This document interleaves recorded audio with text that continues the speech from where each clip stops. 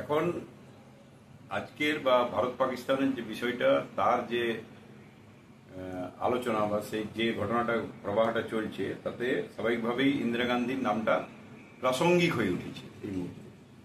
প্রথমে যদি একটু বলি সেটা হচ্ছে যে এই যে পেহেলগাঁয়ের ঘটনা, তার আগেও পুলওয়ামাতে এরকম ঘটনা ঘটেছে। এই গোটা ঘটনাটা এই যে ঘটছে এগুলো কতটা রহস্যজনক, মানে এটার পিছনে কোনো কনস্পিরেসি আছে কিনা, এই ধরনের একটা প্রশ্ন মানুষের জেগেছিল। পেহেলগাঁয়ে যেহেতু পুলওয়ামায় কিছু হয়নি, পেহেলগাঁয়ে হওয়ার পরে এই প্রশ্নটা জেগেছিল।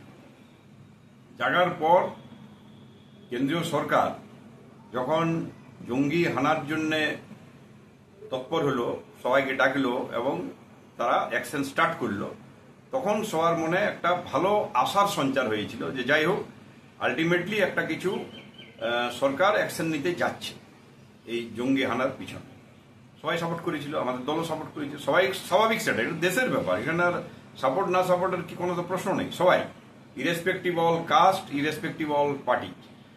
এবং সেই সাপোর্ট করার পর প্রাথমিকভাবে আমরা একটু উল্লসিত হলেও পরবর্তীকালে কেমন যেন মানে সেই সুর কাটে না, যেমন সেরকম সুর কাটা পরিস্থিতি হয়ে গেল। যেমন আমরা যোগ বিয়োগে যদি ধরি, কার যে দ্বন্দ্ব আছে আমাদের মানুষজন, আমরা যে মিডিয়ায় যে খবর পাচ্ছি তাতে দেখা যাচ্ছে প্রচুর মানুষ আমাদেরও মানে শহীদ হয়েছে। যেমন পেহেলগাঁয়ে আগে 26 জন হয়েছিল, পরবর্তীকালে এই যুদ্ধও অনেক শহীদ হয়েছে, ওদেরও হয়তো হয়েছে, কত হয়েছে কোনো বোঝা যাচ্ছে না। এক, দুই হলো জঙ্গি হানা হচ্ছে, আর যে মেন জঙ্গি বা তার সহযোগী জঙ্গি তারা বেঁচে যাচ্ছে, তাদের ঘরের লোক নাকি মারা যাচ্ছে। এই হানাটা কি ধরনের হানা এটাও বোঝা মুশকিল হয়ে যাচ্ছে, কারণ জঙ্গিটাই তো বেঁচে গেল। পরবর্তীকালে যাই হোক, এটা অনেক রকম টেকনিক হয়তো থাকতে পারে, এটা আন্তর্জাতিক ব্যাপার। আমরা চেয়েছিলাম যে একটা সর্বাত্মক শিক্ষা পাকিস্তানকে যেন দেওয়া হয়। সেই শিক্ষা দিতে দিতে হঠাৎ করে একদিনও ভালো করে পার হলো না, তারপরেই যেটা মারাত্মক ঘটনা ঘটেছে আমাদের দেশের পররাষ্ট্র নীতির উপর, পররাষ্ট্র নীতির উপর যে ইন্টিগ্রিটি, যে সতীত্ব, তার উপর হস্তক্ষেপ হয়েছে। অর্থাৎ মাঝে থার্ড পার্টি ঢুকে আমেরিকার, তিনি প্রথম টুইট করে বলছেন যে যুদ্ধ বন্ধ হয়ে গেছে।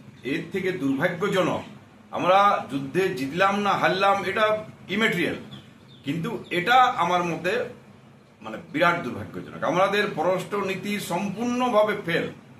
কেন একজন বাইরের লোক যুদ্ধ বন্ধ হয়েছে এই ঘোষণাটা করবে? এটা কিন্তু মারাত্মক হয়েছে। এটা কোনো মতেই কোনো ভারতীয় যারা অরিজিনালি ভারতবর্ষকে ভালোবাসে, অরিজিনালি যারা জাতীয়তাবাদী, তারা কেউ এই সিদ্ধান্তকে সমর্থন করবে না, আমিও করছি না। এবং স্বাভাবিকভাবেই এই যুদ্ধ বিরতির যে রহস্যজনকভাবে বন্ধ হওয়া, এখন অল পার্টি মিটিং হয়নি, পার্লামেন্ট ডাকছে না, প্রধানমন্ত্রী নিজে জাতির উদ্দেশ্যে ভাষণ দিয়ে গোটা গল্পটা করতে পারতেন যে এই ব্যাপার, আমি সেই জন্য বন্ধ রাখছি। এটা কি ব্যাপার?